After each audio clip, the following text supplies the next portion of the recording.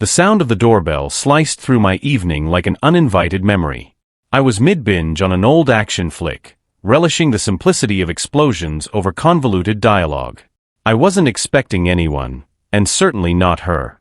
Peeking through the peephole confirmed the nagging suspicion I didn't want to acknowledge. There she was. The woman who had, for better or worse, redefined what betrayal looked like in my book. The woman I'd carefully ghosted years ago after her choices had left me with none. Instinct told me to ignore the doorbell. But let's face it, someone who went to so much trouble to track you down wasn't going to take a subtle hint like, "Don't answer."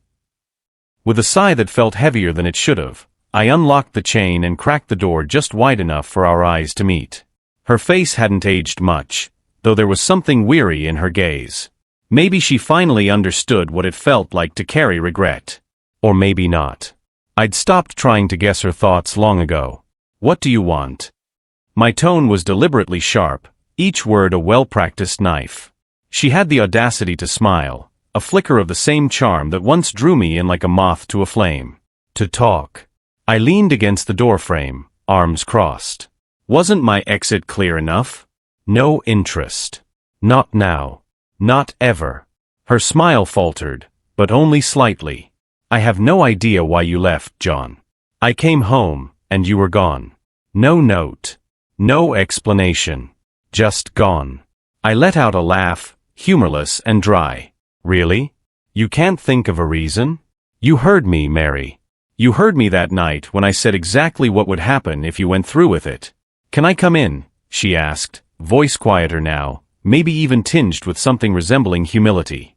The irony of her sudden politeness wasn't lost on me. After everything, I figured I might as well get this over with. I unlatched the door fully, stepped aside, and watched her hesitate for just a moment before walking in.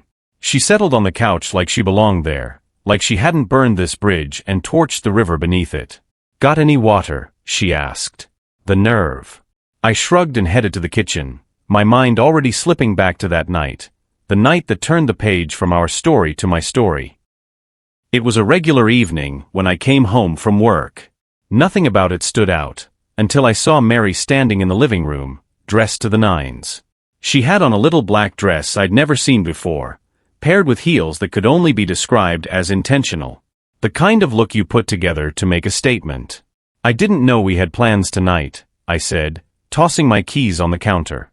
"We don't," she replied, smoothing the fabric of her dress in a way that was almost subconscious. "I have a date tonight."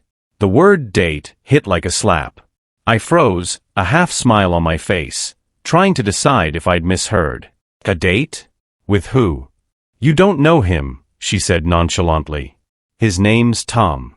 He works with me. He asked me to go with him to Linda's birthday party."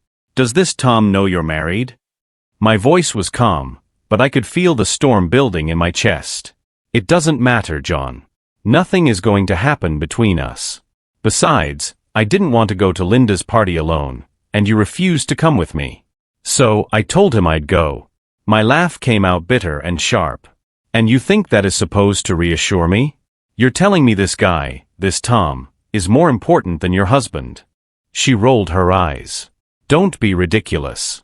It's just a party. You know I don't like going to these things alone. You know why I don't go to Linda's parties," I shot back, my voice rising. "That woman is toxic. Divorced 4 times because she couldn't stay faithful. Her parties are nothing but excuses for bad decisions and worse company. You've heard the stories just like I have." She crossed her arms, defiant. "I've told you before, John. Linda has been my best friend since 1st grade. I'm not going to cut her out of my life just because you don't like her. And you're ignoring why I don't like her," I snapped. "Because every single time she's been caught cheating, she's acted like it's a joke. I don't want you around her, and I don't want you at her parties, especially dressed like that." "What's that supposed to mean?" Mary's voice had gone cold. "It means," I said, stepping closer, "that I know exactly why you're wearing that dress. You're dressing up for him. And there's only one reason you'd go to that much effort for another man." "That's a rotten thing to say," she shot back, her cheeks flushed. "You're accusing me of something I haven't even done." "Yet," I said, the word sharp as glass. "And you're walking out the door to do it." Don't tell me it's not in your head. I've seen what happens at Linda's parties. I know what she's been trying to talk you into for years. And now, you're dressed like you're ready to prove her right. Nothing is going to happen, she shouted, her hands clenched at her sides. You're being paranoid. I'm just going to a party. Don't wait up. She turned for the door, but I wasn't done. Mary, if you walk out that door, you're kissing this marriage goodbye. I'm not bluffing. She hesitated for the briefest moment. Then, without a word, she walked out. Goodbye, Mary, I said as the door clicked shut. The finality in my tone must have reached her, but she didn't look back. I spent the rest of that night pacing the apartment, every step adding weight to the decision I already knew I'd have to make. Divorce felt inevitable, but a part of me kept holding on to the shred of hope that maybe, just maybe, Mary wouldn't betray me. That she'd come home early, embarrassed for doubting me, ready to apologize. But that shred of hope died when the phone rang at 1 in the morning. Hello. I answered groggily, my gut already twisting. Well. Did I wake you, John? The voice on the other end was Linda's, smug and dripping with venom. What the hell do you want, Linda? Just thought I'd let you know that your precious Mary has finally found herself a real man. What are you talking about? I snapped, though I wasn't sure I wanted the answer. Why don't you hear for yourself, she said, and then I heard it, the unmistakable sounds of intimacy. Groans, gasps, and then Mary's voice, clear as a bell. Oh God, yes. Take me. Please. Hard. It hit like a gut punch. My legs gave out, and I sank onto the couch, the phone still pressed to my ear. Linda's laugh echoed through the receiver. She's a natural, isn't she? Guess she finally decided to live a little. I didn't answer. I hung up and let the phone fall to the floor. It rang again 30 seconds later. I didn't need to check to know who it was. Without a word, I picked up the handset and dropped it onto the floor, where it continued to buzz pathetically. By 3 a.m., I had packed everything I cared about into the truck. Living in an apartment had its perks, minimal stuff to haul out when your life implodes. By 9 a.m., I'd cleared out our joint accounts at the bank and quit my job without notice. Jake, my boss, shook my hand and wished me luck, telling me I could use him as a reference any time. Mary called non-stop all morning. I didn't answer a single time. By noon, I had ditched my phone entirely and bought a prepaid one from Walmart. A clean slate in my pocket. By nightfall, I was halfway across the country, destination undecided. All I knew was that it had to be far from Mary. 2 years passed like a breeze I didn't bother chasing. I ended up in Castle Rock, Colorado, a town quiet enough for a fresh start. My new job suited me, my coworkers minded their own business, and I even had the occasional fling. Life was good. Steady. Simple. Until tonight. The doorbell brought the past crashing back with all the subtlety of a wrecking ball. And there she was. Mary, standing on my porch like a ghost who'd spent the last 2 years clawing her way out of hell. I let her inside, against my better judgment, and listened as she explained how she'd found me. A private investigator, of course. She sold the house to pay for it. The house I was awarded in the suit, she'd said, with a smugness that could have boiled water. I didn't ask what suit or what house. It didn't matter. She'd wasted time and money just to land here, thinking there was anything left to salvage. But I let her talk. Hell, I even got her a glass of water, because part of me wanted to hear how she'd spin it. What excuse she'd conjure for what she'd done. And then the moment came. Her voice softened, rehearsed. John, you need to know. I didn't go to that party to cheat. I never would have betrayed you willingly. I raised an eyebrow. Didn't seem too unwilling from where I Saturday. I was drugged, she said, her voice cracking. Linda set the whole thing up. She hated Tom for some reason and wanted me to lead him on. She told me to dress provocatively to get under his skin. But I never intended. Save it, I said, cutting her off. You walked out that door, Mary. I told you what would happen if you did, and you ignored me. Whether or not you got drugged doesn't erase that. But I didn't know, she pleaded. Linda handed me a drink, and next thing I knew, I was in a bedroom, surrounded by men I didn't recognize. One of them, Bob, was lying next to me the next morning, grinning like a kid who just got away with stealing a cookie. I slapped him, went straight to the hospital, and reported what happened to the police. Her tears were falling freely now, and her voice wavered with every word. They found Rohypnol and ecstasy in my blood. Linda admitted to setting me up. She thought that once the drugs wore off, I'd love it, and I'd want to join her fun. Mary spat the last word like it was poison. She was wrong. I didn't love it. I hated every second.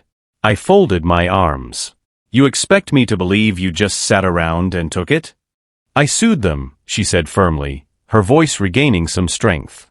I sued Linda, Tom, and every man who touched me that night. Linda lost her house. Tom paid me a settlement. That's how I was able to find you. And for what? I asked, my voice colder than I intended. What did you think this would accomplish, Mary? To fix things, she whispered. I love you, John. I always have. Her words hung in the air like smoke from a candle just blown out. I shook my head. You're 2 years too late. Mary sat there, her hands trembling as she clasped them tightly in her lap, waiting for me to respond. But there was nothing to say, nothing that would change what she'd done, what she'd chosen. You wasted your money, Mary, I said finally, leaning back against the arm of the couch. And your time. Whatever you thought you were going to find here, it's not waiting for you. Her eyes widened, desperation creeping into her voice. John, I didn't choose this. I didn't choose what happened to me that night. Linda drugged me, for God's sake. I never wanted to hurt you. No. I shot back. What about before that? What about the moment you decided that another man was worth getting dressed up for? Worth leaving your husband behind? I told you exactly what would happen if you walked out that door, and you walked out anyway. Her tears were falling again, streaking her makeup. You're focusing on the wrong thing. The betrayal wasn't mine, it was Linda's, and everyone else at that party. I was set up. I laughed, a hollow sound that felt like it belonged to someone else. You think it's just about the party? It's not what happened that night, Mary, it's what happened before. You knew what those parties were about. Hell, you admitted it yourself. You'd been watching Linda's little circus for years, but you stayed. You kept going back, even when I begged you to cut her out of your life. She's been my best friend since first grade, Mary protested weakly. Exactly, I snapped. And every time she talked you into another party, every time she filled your head with garbage about living a little, you chose her over me. That's the part you don't seem to get. It was never just that night, Mary. It was every single choice that led up to it. She shook her head, her voice breaking. I didn't cheat on you willingly, John. I stood, my patience fraying. You still don't get it. You didn't cheat that night. You cheated the moment you walked out that door. I told you where the line was, and you crossed it. Mary stood now too, her hands balled into fists. I'm your wife. You're supposed to fight for me. I was a victim. You were a victim of your own decisions, I said flatly. And this? Coming here after 2 years? You didn't come to fix anything, Mary. You came to clean your conscience. Her lip quivered as she stared at me, but I didn't flinch. After a long silence, she spoke again, her tone hardening. I'm not going to divorce you, John. If you think I'm just going to walk away, you're wrong. I'll fight for us. I shook my head, exhaling a bitter laugh. Fight for what? There's no us, Mary. There hasn't been since the night you left. You don't want me, you want the idea of me. But the man you think you can get back? He doesn't exist anymore. The front door opened just then, and Susan walked in, her blonde hair catching the light like something out of a magazine. I'm home, babe, she called cheerfully. Then she froze, her eyes landing on Mary. Oh. Who's this? I didn't miss the way Mary stiffened, her jaw tightening. This is Mary, I said simply. You've heard me mention her. Susan smiled, a warm, genuine smile that cut through the tension like a blade. Oh, you're Mary. It's so nice to meet you. She stepped forward and gave Mary a brief, surprising hug. Thank you for sending John my way. I don't know what I'd do without him. Mary's face was a mask of shock, but Susan turned to me without waiting for a response. What's for dinner? I'm starving. I made reservations at Angelo's, I said, glancing at the clock. Perfect. Susan beamed. I'll go change. Nice meeting you, Mary. Maybe we can catch up sometime and compare notes. And with that, she disappeared into the bedroom. Mary rounded on me, her voice low and furious. Does she know we're still married? She does, I said, matching her tone. And she doesn't care. She's in the same boat. Her husband refuses to grant her a divorce. Funny how life works out, isn't it? Mary's tears started again, but I was already done. Get a divorce, Mary. Move on. And when you do find someone else, maybe don't repeat the mistakes you made with me. Her voice cracked as she spoke. I was drugged, John. I didn't cheat on you. You don't get it, I said, my voice cutting through her sobs. It's not about that night. It's about every step that led you there. You left. Marriage over. Simple as that. Susan emerged from the bedroom, radiant and ready. You still not ready, babe, she teased. Just finishing up, I said with a smile. Mary stormed out, but I didn't watch her go. Susan grabbed my arm and pulled me toward the door, her laughter filling the air. Gone for good, she asked, a mischievous glint in her eye. She should be, I replied. I made it pretty clear she has no reason to come back. Susan leaned in close, her breath warm against my ear. Good. Because I'm not planning to let you go, John. I smirked, grabbing my jacket. Don't worry. Some doors, once closed, stay that way.